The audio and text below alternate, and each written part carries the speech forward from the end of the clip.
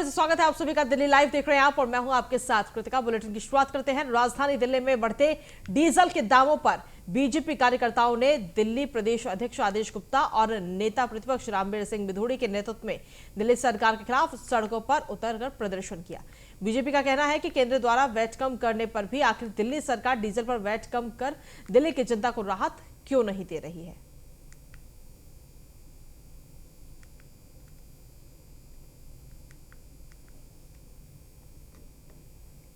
कामों को लेकर आज भाजपा सड़कों पर उतरी हुई है और आम आदमी पार्टी के दिल्ली सरकार के खिलाफ प्रदर्शन कर रही है। हमारे साथ खास बातचीत के लिए मौजूद है रामवीर सिंह बिधूड़ी जी। उनसे जानें सर, केवल डीजल पर वैट के लिए ही क्यों? महंगाई तो और भी है, डीजल पर ही वैट के लिए क्यों? महंगाई देखिए, दिल्ली के मुख्यमंत्री अरविंद केजरीवाल ने दिल्ली के लोगों के साथ दूसरी बार धोखाधड़ी की है। 2018 में केंद्र सरकार ने पेट्रोल और डीजल पर 5-5 रुपए पर लीटर के हिसाब से कम किए और इस बार देश के प्रधानमंत्री श्री नरेंद्र मोदी जी ने पेट्रोल पर 5 रुपए और डीजल पर 10 रुपए कम किए और राज्य सरकारों से भी अपील की कि वे भी अपने राज्यों में पेट्रोल और डीजल पर वैट कम करें। अरविंद केजरीवाल को डीजल पर 15 रुपए पर लीटर के हिसाब से वैट कम करना है। उन्होंने वायदा भी किया था, जब तक वो अपने वायदे को पूरा नहीं करेंगे तब तक दिल्ली प्रदेश भारतीय जनता पार्टी कार्यकर्ता अपना आंदोलन जारी रखेंगे। बिधूड़ी के नेतृत्व में भाजपा कार्यकर्ता वैट को लेकर प्रदर्शन में उतरे। सर, आज जो ये प्रदर्शन है, क्या कहेंगे? यमुना की सफाई हुई है। देखिए, पूरे देश में भारतीय जनता पार्टी शासित राज्यों में, एनडीए शासित राज्यों में पेट्रोल डीजल की कीमतें कम हुई है। वहाँ उनकी सरकारों ने प्रदेश की जनता को वैट की कमी करते हुए राहत प्रदान की, लेकिन दिल्ली के अंदर दिल्ली की अरविंद केजरीवाल सरकार ने के कारण से यहाँ पेट्रोल डीजल की कीमतें कम नहीं हो रही, क्योंकि इन्होंने वैट कम नहीं किया है। अगर ये वैट कम कर दे तो दिल्ली में भी पेट्रोल डीजल सस्ता हो जाए। 350 करोड़ रुपए पिछले 9 महीने में वैट के माध्यम से ये कमाई चुके हैं। अगर दिल्ली सरकार दिल्ली की जनता के प्रति संवेदनशील होती तो ये 50% इसमें छूट देकर दिल्ली में पेट्रोल डीजल की कीमतें कम कर सकते थे, लेकिन उन्होंने ऐसा नहीं किया। जबकि दिल्ली के अंदर पेट्रोल डीजल को यहाँ पर लाना, ट्रांसपोर्टेशन, ये सब चीजें बहुत सस्ती है। वहीं पूर्व महापौर श्री जयप्रकाश ने विश्व मलेरिया दिवस के अवसर पर डेंगू, मलेरिया और चिकनगुनिया की रोकथाम हेतु जागरूकता अभियान चलाया। उत्तरी दिल्ली के पूर्व महापौर जयप्रकाश ने विश्व मलेरिया दिवस के अवसर पर डेंगू, मलेरिया व चिकनगुनिया की रोकथाम हेतु सदर बाजार में जागरूकता अभियान चलाया। जयप्रकाश ने बताया कि उत्तरी दिल्ली नगर निगम डेंगू, मलेरिया और चिकनगुनिया की रोकथाम के लिए विभिन्न क्षेत्रों में काम कर रही है। वहीं उन्होंने नागरिकों से अपील की है कि अपने घर की छत और आसपास कबाड़ जैसे टूटे गमले, कप, बर्तन, टायर आदि खुले में ना छोड़ें, जिसमें पानी जमा हो सकता है, क्योंकि डेंगू और चिकनगुनिया फैलाने वाला मच्छर जमा पानी में ही पनपता है। आज विश्व मलेरिया दिवस है। मलेरिया दिवस के अवसर पर उत्तरी दिल्ली नगर निगम वार्ड नंबर 80 के अंदर आज हमने जन जागरण अभियान चलाया। हमारे लोग उधर देखिए पानी दवाई छिड़क रहे हैं, इधर दवाई छिड़क रहे हैं। हम हैंडबिल दे रहे हैं लोगों को ताकि लोग अवेयर रहें। दुकानों पर कूलर का पानी बदलना है। आज विश्व मलेरिया दिवस है। मलेरिया दिवस के अवसर पर उत्तरी दिल्ली नगर निगम वार्ड नंबर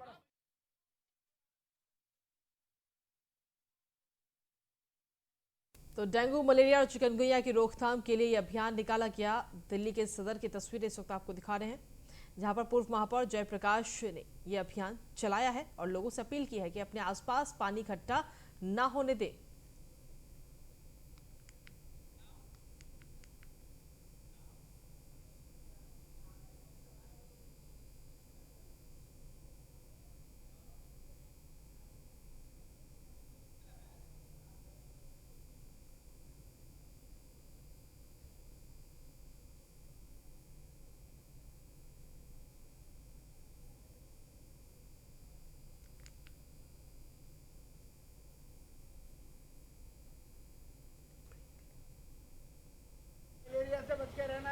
पानी को जमा मत होने देना, बिल्कुल ठीक है। अपने आसपास कहीं भी इधर डालो,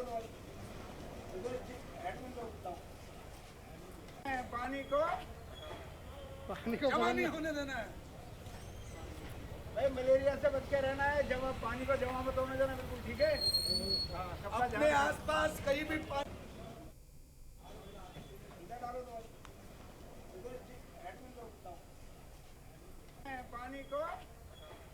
पानी को जमा नहीं होने देना है। वहीं मुख्यमंत्री जयराम ठाकुर ने आज नई दिल्ली में तीन मूर्ति एस्टेट में प्रधानमंत्री संघ का दौरा किया और इस दौरान मुख्यमंत्री ने कहा कि ये पहल प्रशंसनीय है। हमारे सभी प्रधानमंत्रियों के बारे में लोगों को, विशेषकर युवाओं में जागरूकता पैदा करने के लिए एक लंबा सफर तय करती है। उन्होंने कहा कि हमारे देश के विकास में महत्वपूर्ण भूमिका निभाने वाले हमारे सभी प्रधानमंत्रियों के गौरवशाली जीवन और प्रयासों के बारे में जानने के लिए सभी को यहाँ आना चाहिए।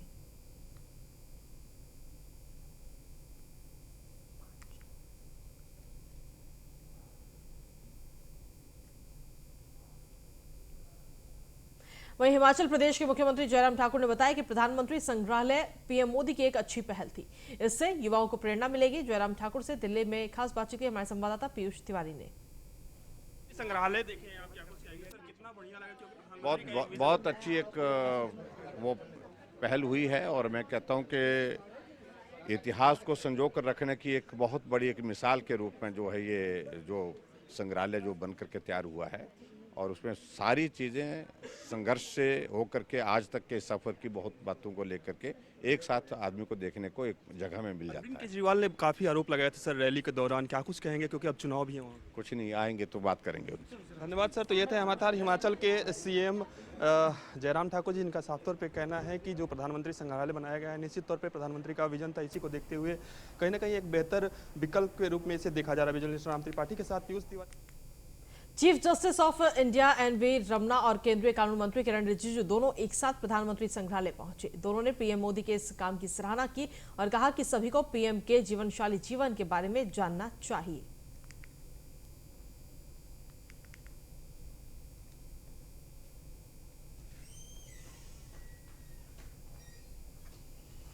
प्रधानमंत्री ने आज देश के सभी राज्यों के मुख्यमंत्रियों और हाईकोर्ट के चीफ जस्टिस की ज्वाइंट कॉन्फ्रेंस को संबोधित किया। कार्यक्रम में हिस्सा लेने आए छत्तीसगढ़ के मुख्यमंत्री भूपेश बघेल से खास बातचीत की हमारे संवाददाता ने।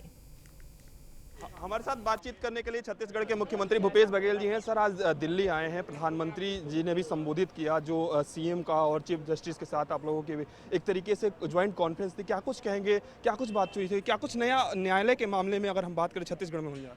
देखिए 2016 के बाद एक लंबे अंतराल के बाद चीफ जस्टिस ऑफ इंडिया और प्राइम मिनिस्टर एड्रेस किए, जिसमें सारे राज्यों के मुख्यमंत्री और लेफ्टिनेंट गवर्नर और चीफ जस्टिस हाई कोर्ट के ये सब लोग उपस्थित थे।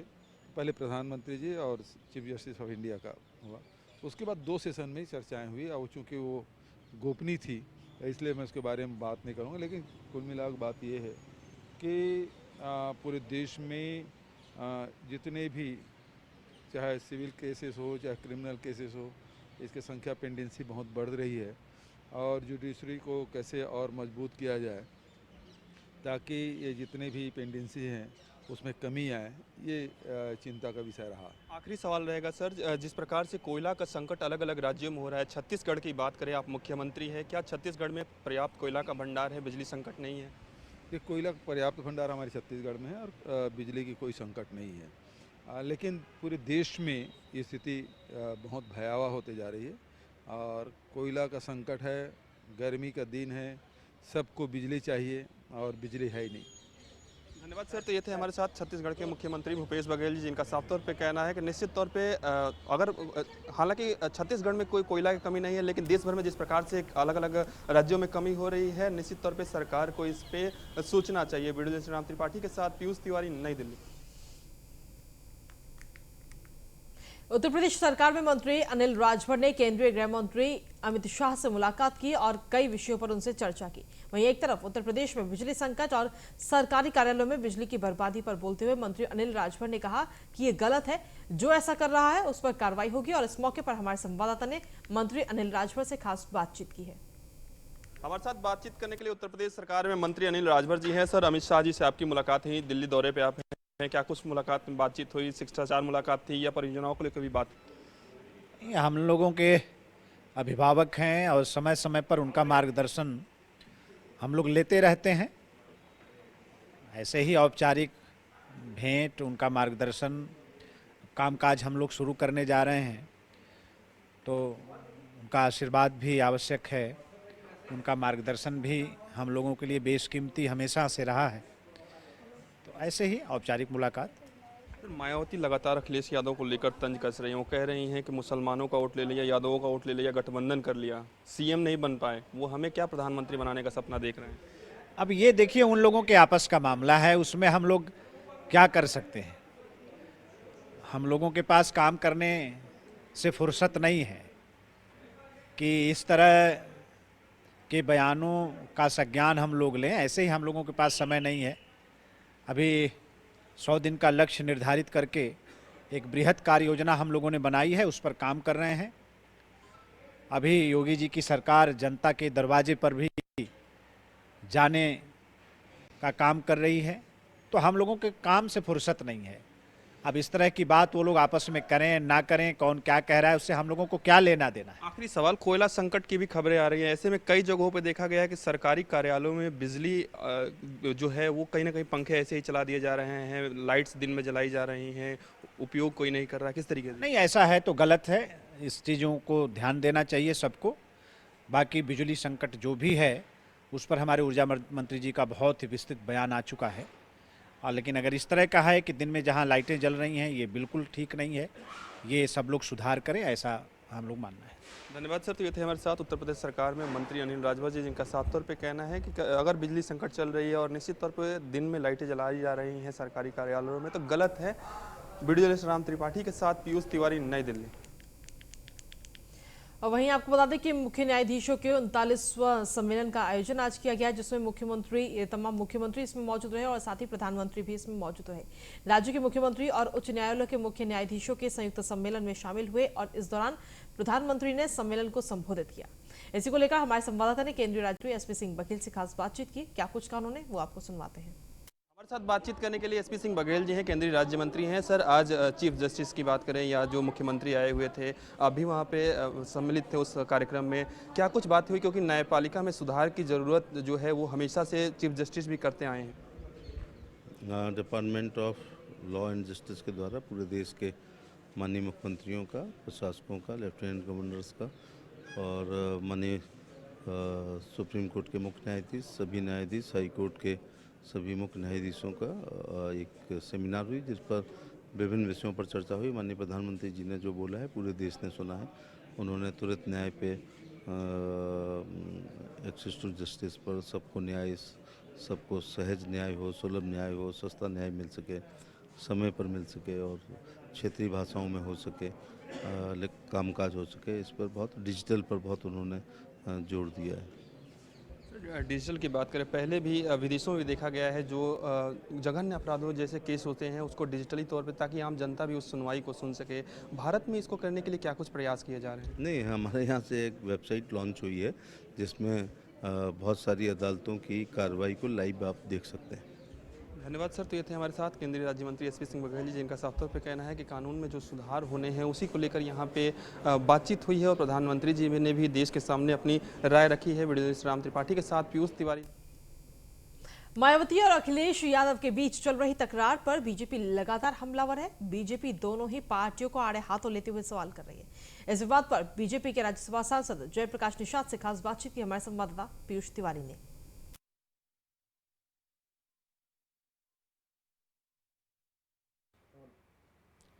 चुनाव के बाद ऑन हो गया,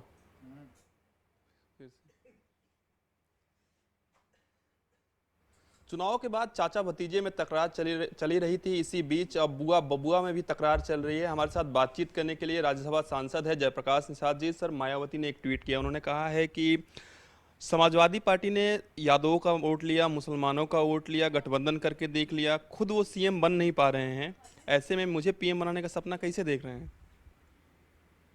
देखिए, ये तो उन लोगों का अपना विषय है। जब 2022 का चुनाव हुआ तो सारे दल मिल करके भारतीय जनता पार्टी को हराने के लिए जितनी ताकत थी उतनी ताकत उन लोगों ने लगाई, लेकिन योगी सरकार अपनी पुनः वापसी करके ये साबित कर दिया कि हम जनता के बीच में हैं और जनता के बीच में रहेंगे। आम जनमानस के साथ हमेशा कदम से कदम मिला करके उनके विकास और उत्थान की लगातार निरंतर काम करे।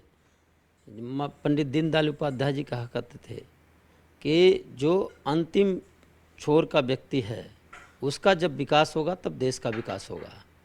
उस पैटर्न पर डॉक्टर श्यामा प्रसाद मुखर्जी जी ने कहा कि इस देश में एक विधान, एक निशान, एक प्रधान होना चाहिए।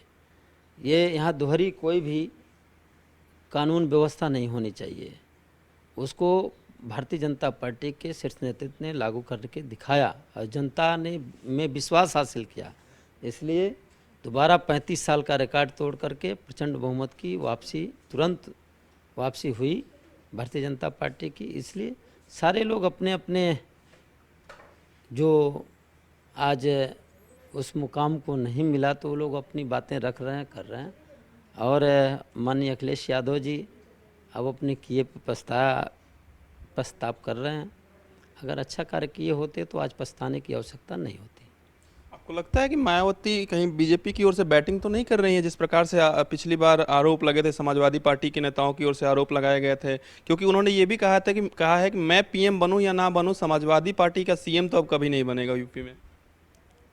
देखिए, जब भारतीय जनता पार्टी अच्छा कार्य कर रही है तो कोई कुछ भी कहे, लेकिन हम तो ये जानते हैं कि हमारे भारतीय जनता पार्टी के कार्यकर्ताओं ने और शीर्ष नेतृत्व ने, इस देश के प्रधानमंत्री श्री नरेंद्र मोदी जी ने और उत्तर प्रदेश के मुखिया परम पूज्य योगी आदित्यनाथ जी ने, दोनों लोगों ने मिलकर के एक अच्छा काम किया।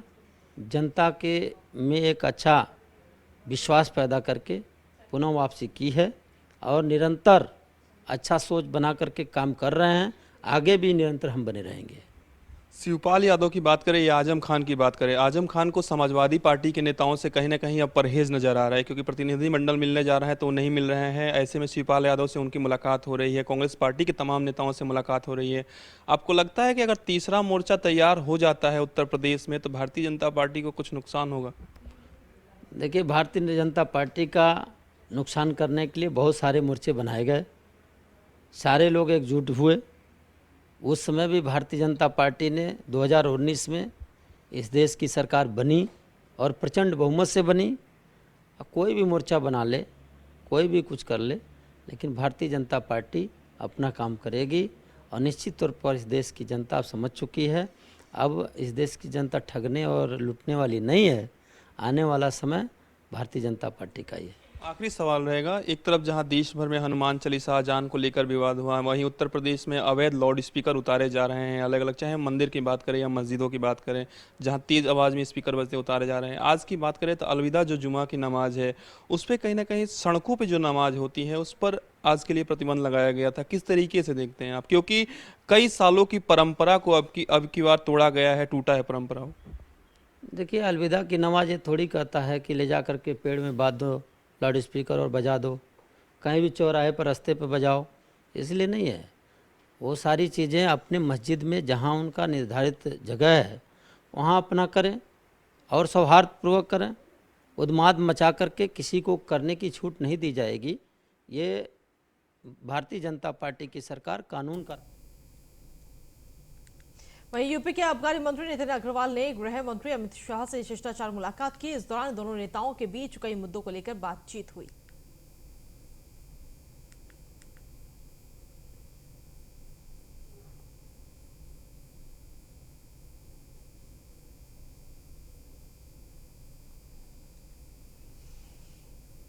दिल्ली के रोहिणी और आसपास के एरिया में पोस्ट वार इस वक्त शुरू हो चुका है। रोहिणी इलाके में रातों रात पोस्ट लगाए पर लगाए जाने पर, जिस पर लिखा है कि क्या आप मानते हैं बीजेपी गुंडाई, लफंगाई और रिश्वतखोरी करती है? सहमत होने पर नीचे दिए गए नंबर पर मिस कॉल करें। हालांकि पोस्टर के नीचे किसी पार्टी या व्यक्ति का नाम मौजूद नहीं है। स्थानीय लोगों ने भी इसे आम आदमी पार्टी की करतूत बताई है। तो वहीं आप प्रवक्ता ने पूछे जाने पर पोस्टर लगवाने के पीछे आपका हाथ होने से इनकार किया है, लेकिन चुटकी लेते हुए पोस्टर लगवाने वाले का धन्यवाद किया। बीजेपी ने भी आम आदमी पार्टी पर सीधा निशाना साधा।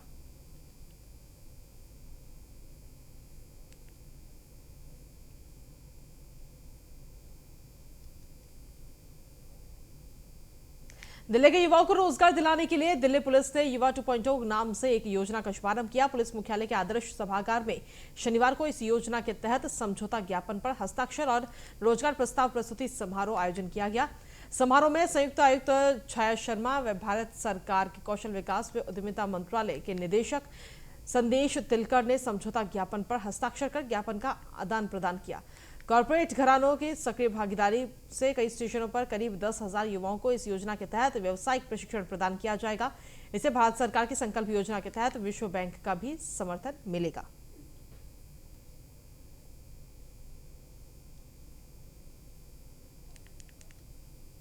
वहीं मोतीनगर विधानसभा में जलापूर्ति को दुरुस्त करते हुए क्षेत्रीय विधायक शिवचरण गोयल ने ई ब्लॉक कर्मपुरा 1985 में स्थापित श्री महामंगलेश्वर शिव मंदिर के प्रांगण में पानी के नए हैंडपंप का उद्घाटन किया।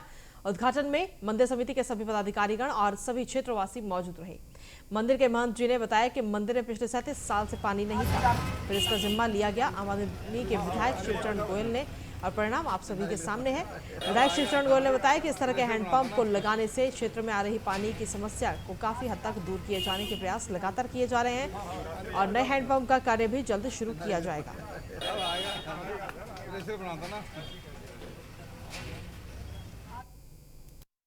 ई ब्लॉक कर्मपुरा महामंगलेश्वर शिव मंदिर में हम खड़े हैं और आज यहाँ पर पानी मंदिर को देने की व्यवस्था हैंडपंप के माध्यम से कर दी गई है। और ये मंदिर 1985 में बना था, यानी कि करीब लगभग 37 साल हो चुके हैं और यहाँ पर कोई भी पानी की व्यवस्था। वहीं पूर्वी दिल्ली के कल्याणपुरी थाना क्षेत्र में पत्नी के साथ बाजार के लिए निकले युवक को बदमाशों ने घेर लिया। पत्नी के सामने ही एक बदमाश ने पहले ईंट से सचिन पर हमला कर दिया, इसके बाद चाकू से ताबड़तोड़ वार किए दिए। पत्नी ने बचाने की कोशिश की तो उस पर भी हमला करने का प्रयास किया। इस दौरान मौके पर लोग तमाशबीन बने रहे, किसी ने बचाने की कोशिश नहीं की। वहीं चाकू से गोदकर हत्या करने के बाद बदमाश मौके से फरार हो गए। मृतक की पहचान सचिन उर्फ बाबा के रूप में हुई है। आशंका जताई जा रही है कि गैर में सचिन की हत्या की गई। पुलिस ने 2 संदिग्धों को हिरासत में लिया और हत्या की वजह जानने में पुलिस जुटी है।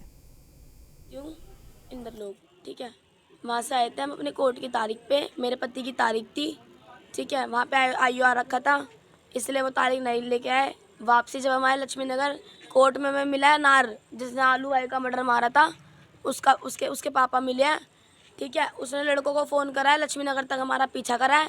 लक्ष्मी नगर के बाद उसने मेरे आदमी को इस 6 बिलोगी सिरवेनी के रोड के पीछे मरवा दिया मेरे साथ। पूर्वी दिल्ली में लगातार आपराधिक मामले थमने का नाम नहीं ले रहे। पिछले 10 दिनों के अंदर राजधानी दिल्ली में एक के बाद एक मर्डर की खबरें आ रही हैं। कल्याणपुरी थाना इलाके के खिचड़ीपुर 3 ब्लॉक में दिन दहाड़े कुछ अज्ञात बदमाशों ने एक घर के बाहर ताबड़तोड़ हवाई फायरिंग करते हुए फिल्मी स्टाइल में मौके से फरार हो गए, जिसमें इलाके के लोगों में दहशत का माहौल बना हुआ है। पैदा हुए इस मामले में मीडिया ने डीसीपी प्रियंका कश्यप से जब सवाल किया तो डीसीपी प्रियंका कश्यप जवाब देने से बचती हुई नजर आई।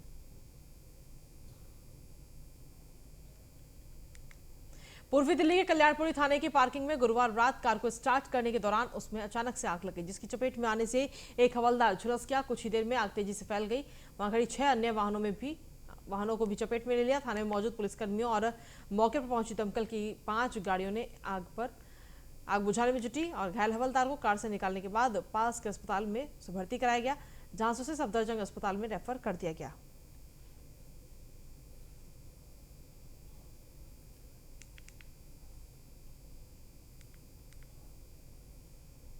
वहीं जालौन में समाज सेवियों ने मुस्लिम भाइयों को सामूहिक रोजा इफ्तार पार्टी देकर राज्य में बिगड़ते माहौल के बीच एकता का संदेश दिया और समाज में हिंदू मुस्लिम के बीच सौहार्द कायम की। बता दें कि बच्चू तिवारी की स्मृति में हर साल सामूहिक रोजा इफ्तार पार्टी का आयोजन किया जाता है।